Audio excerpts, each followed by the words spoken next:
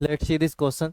Question is, 2 point masses having mass m and 2m, ये m इस तरह से, ठीक है, are placed at a distance d.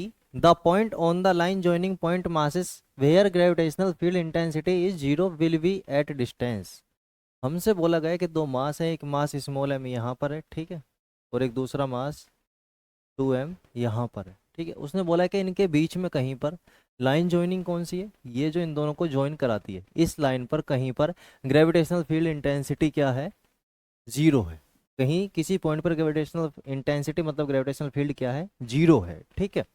तो वही पॉइंट हमें फाइंड करना है। लेट से इस पॉइंट पर यहाँ से x डिस्टेंस पर क्या है इंटेंसिटी, ग्रेविटेशनल फील्ड 0 है, ठीक है।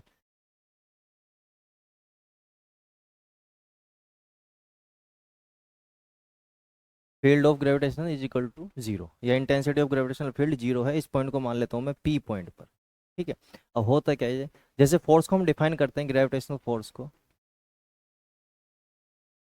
ग्रेविटेशनल फोर्स को डिफाइन किया जाता है F is equal to G m1 m2 upon r square.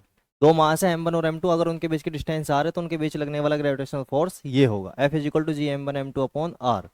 तो ग्रेविटेशनल फील्ड इंटेंसिटी कैसे कैलकुलेट करते हैं, F upon G, sorry F upon m, ठीक है, F अपॉन m मतलब फोर्स पर यूनिट मास।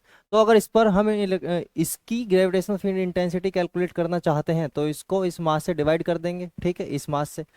या जैसे मुझे ग्रेविटेशनल फील्ड इंटेंसिटी चाहिए m1 की, ठीक है, तो इसको क्या कर देंगे हम m2 से डिवाइड कर देंगे, तो ये मिल जाएगी intensity of gravitational field intensity of m1, ठीक है। उसी तरह इस P पॉइंट पर हम m1 की m की वजह से ग्रेविटेशनल फील्ड इंटेंसिटी कैलकुलेट करेंगे और 2m की वजह से भी ग्रेविटेशनल फील्ड इंटेंसिटी कैलकुलेट करेंगे P पॉइंट पर, और फिर क्या कर देंगे उसे इक्वल टू 0, क्योंकि क्वेश्चन ने बोला है gravitational field intensity is 0 will be at distance. तो वो डिस्टेंस मान ली मैंने x, और इनके बीच की डिस्टेंस कितनी है, इनके बीच की डिस्टेंस है टोटल d।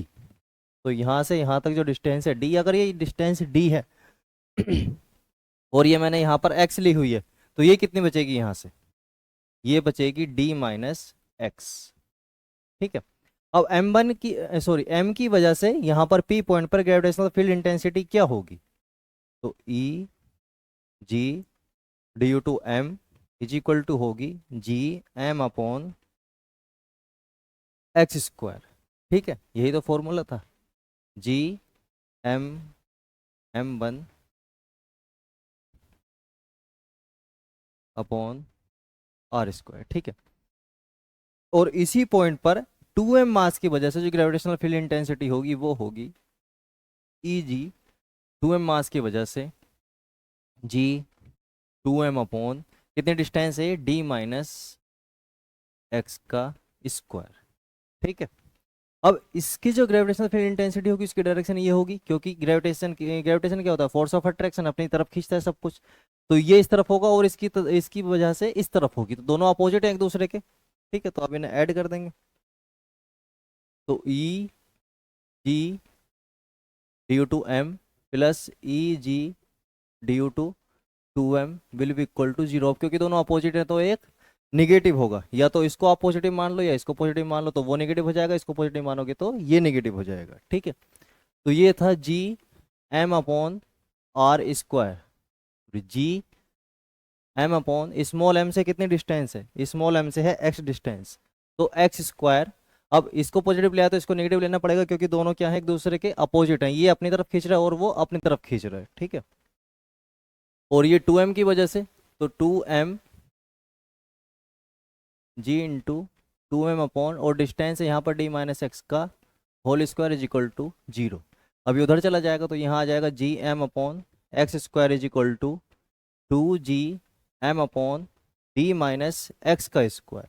तो ये 2Gm कैंसिल हो जाएगा, यहाँ से बचेगा क्या, 1 upon X square is equal to 2 upon d minus X का स्क्वायर, ठीक है।